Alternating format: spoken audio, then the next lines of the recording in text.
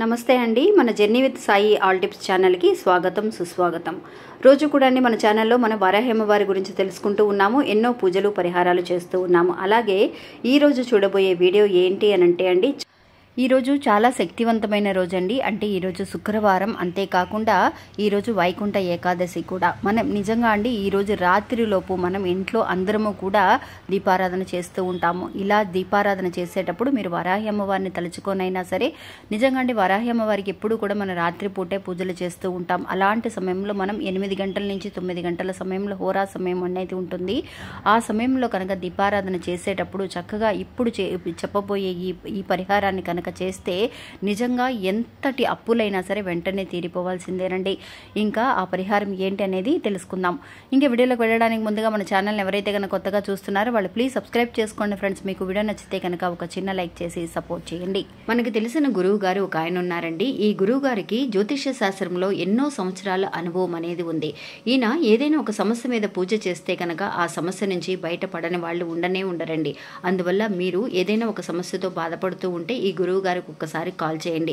మీ సమస్య ఎటువంటిదైనా సరే స్వామివారు చేసే పూజ ద్వారా ఆ పరిష్కారం కొద్ది రోజుల్లోనే కనిపిస్తుంది. ఈ గురువు గారి పేరు సుబ్రహ్మణ్య రాజు గారండి. ఆయన కాంటాక్ట్ నెంబరు 9347293375. మీరు ఒక్కసారి ఆయనకి కాల్ చేయండి. ఇంకా వీడియోలోకి వెళ్దామండి.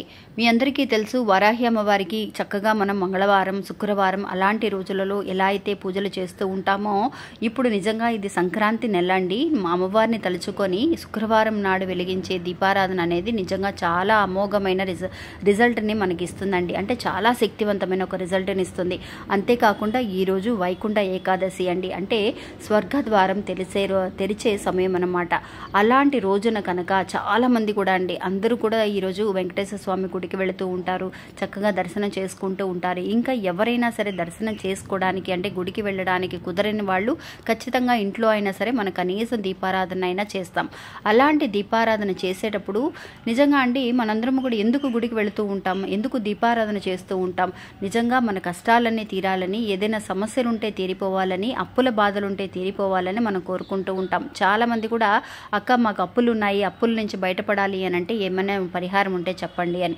చాలామంది కూడా అండి అవసరానికి తగినట్టుగా మనం ఎన్నో రకాల అప్పులు చేస్తూ ఉంటాం. అప్పులన్నీ కూడా వడ్డీలు కడుతూ ఉంటాం. తీర్చడానికి చాలా కష్టపడుతూ ఉంటాం. అలాగా అప్పులు తీరాలి అనన్నా, బ్యాంకులో పెట్టిన నగలన్నీ కూడా మనకి తిరిగి రావాలి అనన్నా కూడా ఈ శుక్రవారం నాడు శుక్రహోరా సమయంలో మనం చేసే పరిహారం అనేది చాలా మంచి రిజల్ట్ని ఇస్తుందండి. ఎందువల్ల అంటే అండి మనం వరాహి అమ్మవారిని తలుచుకుంటూ ఉన్నాము. ఆ శుక్ర భగవాన్ అండి, అంటే శుక్రహోరా సమయంలో ఈరోజు చేయబోతున్నాము. శుక్రవారం నాడు కలిసి రావడం అనేది చాలా విశేషం. అంతేకాకుండా ఆ వెంకటేశ్వర స్వామిని తలుచుకొని కూడా ఈ పరిహారాన్ని చేయబోతున్నామండి. ఇంకా ఎప్పుడు కూడా వరాహి అమ్మవారిని తలుచుకొని మనం ఎలా అయితే ప్రమిదతో ఒక దీపాన్ని వెలిగిస్తూ ఉంటామో అలా సపరేట్గా వెలిగించినా పర్వాలేదండి. లేదంటే కనుక అక్క నేను అలా వెలిగించలేను, మా ఇంట్లో కామాక్షి అమ్మవారి దీపం ఉంది అని చెప్పేసి మీరు అనుకొని వెలిగించినా కూడా పర్వాలేదండి. ఆ దీపంలో కూడా మీకు వరాహి అమ్మవారు కనిపిస్తారనమాట. అందువల్ల అలాంటి దీపంలో కూడా ఈరోజు మీరు చేయవలసింది ఏంటి అని అంటే అండి, వెలిగించే దీపారాధనలో అండి ఇంతకుముందు కూడా మనం తెలియచేసాము. ఇలా ఆర్థిక ఇబ్బందులు తొలగిపోవాలి అనన్నా, లేదంటే కనుక అప్పుల బాధల నుంచి బయటపడాలి అనన్నా, పెట్టిన బంగారం అంటే తాకట్లో పెట్టిన బంగారం విడిపించుకోవాలి అని అన్నా కూడా శుక్రవారం నాడు మనం ఇలాంటి దీపారాధన వెలిగిస్తే చాలా మంచిది. అలాంటి దీపారాధనకి నిజంగా అంటే ప్రమిదతో దీపారాధన చేసుకుంటే చాలా మంచిది. ముఖ్యంగా అంటే ఒక ప్రమిద తీసుకోండి. ఆ ప్రమిదలో మీరు నెయ్యితో దీపారాధన చేస్తే చాలా మంచిది. మీకు ఎర్రటి ఒత్తులు ఉంటే కనుక ఎర్రటి ఒత్తులతో ఈరోజు దీపారాధన చేయండి. లేదంటే కనుక మామూలుగా దూది ఒత్తులైనా సరే పర్వాలేదు. ఇంకా నెయ్యి ముఖ్యంగా దీపారాధనకి చాలా మంచి ఒక రిజల్ట్ని ఇస్తుందండి. అందువల్ల ఆవు నెయ్యితో దీపారాధన చేసుకోండి. అలా కుదరలేదు, నెయ్యి లేదు అని అనుకున్న వాళ్ళు మామూలుగా నువ్వుల నూనెతో మీరు చేసుకోవచ్చు అనమాట. ఇంకా అలా వెలిగించిన దీపారాధన అండి మీరు ఏం చేస్తారు అని అంటే, మామూలుగా మీరు మనసులో ఏదైతే ఒక కోరిక ఉందో, ఏదైతే అప్పుల బాధలు తీరాలి అని అనుకుంటున్నారో అది మనసులో అనుకొని చక్కగా ఆ దీపారాధనలో మీ ఇంట్లో ఉన్న పచ్చకర్పూరాన్ని అండి, నిజంగా పచ్చకర్పూరము అంటే ఎంత విశేషం అనేది మనకు తెలుసు. ఆ వెంకటేశ్వర స్వామికి నిజంగా ప్రసాదంగా ఇచ్చే ఆ తిరుపతి లడ్డూలో చక్కగా పచ్చకర్పూరాన్ని కొంచెం కలుపుతారండి. చాలా విశేషం అనమాట. ఎందువల్లంటే లక్ష్మీదేవి అమ్మవారికి అలాంటి ఒక సువాసన అంటే పచ్చకర్పూరం సువాసన అనేది ఆ లక్ష్మీదేవికి చాలా ఇష్టం అండి. అందువల్ల ఆ లక్ష్మీదేవి అమ్మవారికి ఇష్టమైన పచ్చకర్పూరాన్ని ఈరోజు ఒక చిటికెడు ఆ నూనెలో అంటే ఆ దీపంలో వేయండి. నేతిలో వెలిగించిన దీపంలో పచ్చకర్పూరాన్ని కొంచెం పొడి చేసి వేయండి. ఆ తర్వాత ఇంకొక విషయం, పచ్చకర్పూరంతో పాటు మీ దగ్గర తులసి దళాలు ఉంటే కనుక తులసి దళం అండి, నిజంగా ఈరోజు గుడికి వెళ్ళినప్పుడు చక్కగా గుడిలో ఇస్తూ ఉంటారు మనకి. అలాంటి తులసి దళాలని ఒక 2-3 మీరు నేతిలో వేయండి, అంటే ఈ దీపారాధనలో వేయండి. చక్కగా నూనె మనకి ఆ దీపం వెలుగుతూ ఉన్నప్పుడు ఒక మంచి పాజిటివ్ వైబ్రేషన్ ఇల్లంతా కూడా చక్కగా ఆర్థిక ఇబ్బందులన్నీ కూడా తొలగిపోయి నెగిటివ్ వైబ్రేషన్ అంతా కూడా పోయి మనకి ఒక మంచి రిజల్ట్ రావాలి అని అంటే తులసి దళాలకి నిజంగా మనం దేవుడి దగ్గర గ్లాస్తో మంచినీళ్ళు పెడుతూ ఉంటాం, దేవుడి కోసం పెడుతూ ఉంటాం. అలాంటి వాటర్లో మనం తులసి దళాలు వేసి ఆ వాటర్ని మనం తాగుతూ ఉంటాం. అలాగే వెలిగించే దీపారాధనలో కూడా తులసి దళాలను ఒక 2-3 తులసి దళాలను వేయండి. లేదు తులసి దళాలు లేవు అని అనుకున్న వాళ్ళు మీరు పచ్చకర్పూరాన్ని అయినా సరే వేయండి ఫ్రెండ్స్. పచ్చకర్పూరాన్ని వేసి మీరు ఇలాగ దీపారాధనలో వేయటం మటుకే కాకుండా ఈరోజు హారతి, దేవుడికి హారతి ఇచ్చేటప్పుడు కూడా వరాహి అమ్మవారిని తలుచుకొనైనా సరే, వెంకటేశ్వర స్వామిని తలుచుకొనైనా సరే, శుక్ర భగవాన్ని తలుచుకొనైనా సరే మీరు ఈ పరిహారం చేసేటప్పుడు హారతి కూడా పచ్చకర్పూరంతో ఇవ్వండి ఫ్రెండ్స్.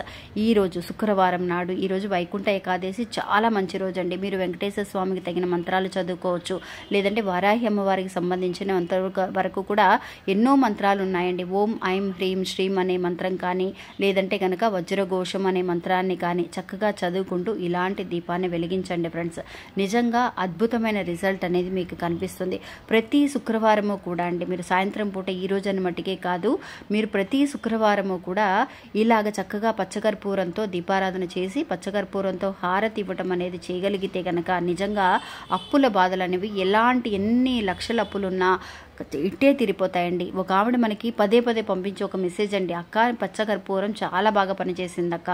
ఇలా దీపారాధనలో పచ్చకర్పూరాన్ని శుక్రవారం పొద్దునైనా సరే, రాత్రిపూట అయినా సరే, మీకు హోరా సమయం అనేది 3 సమయాల్లో ఉంటుందండి. ఈవినింగ్లో నాకు దీపారాధన చేయడానికి కుదరదనే వాళ్ళు కూడా కొంతమంది ఉన్నారు.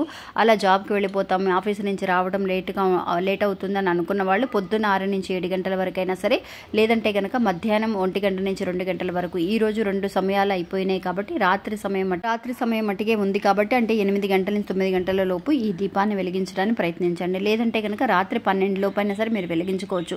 ఇంకా అండి, చాలామంది అక్క మేము హాస్టల్లో ఉన్నాము, మేము ఇలా దీపారాధన చేయడానికి కుదరదు అని అనుకునే వాళ్ళు ఏం చేస్తారు అని అంటే, ఈరోజు మీరు కొంచెం పచ్చకర్పూరాన్ని తీసుకొని పొడి చేసి మీ 2 చేతులకి కూడా రుద్దండి ఫ్రెండ్స్. అంటే పొడి చేసి చక్కగా అరచేతిలో వేసుకొని 2 చేతులు కూడా రబ్ చేసుకొని ఆ చేతులు చక్కగా లక్ష్మీ కటాక్షాన్ని ఇచ్చే అరచేతులు అండి. పొద్దున్నే లేవగానే అరచేతులను ఎలా అయితే చూసుకుంటూ ఉంటామో అలాగే ఈరోజు పచ్చకర్పూరాన్ని కూడా చక్కగా 2 చేతులకి పొడి చేసి మీరు ఈ మంత్రాన్ని ఓం శ్రీం అనే మంత్రాన్ని అనుకొని చూడండి ఫ్రెండ్స్. నిజంగా డబ్బు సమస్య అనేది లేకుండా ఉంటుందన్నమాట. ఒకసారి ప్రయత్నించండి. హాస్టల్లో ఉన్న పిల్లలతో సహా ఈరోజు ఈ పరిహారాన్ని చేసుకోండి, మంచి రిజల్ట్ని పొందండి. మళ్ళీ ఇంకొక వీడియోలో మళ్ళీ కలుస్తాను. అంతవరకు సెలవు. నమస్తే. జై వారాహి.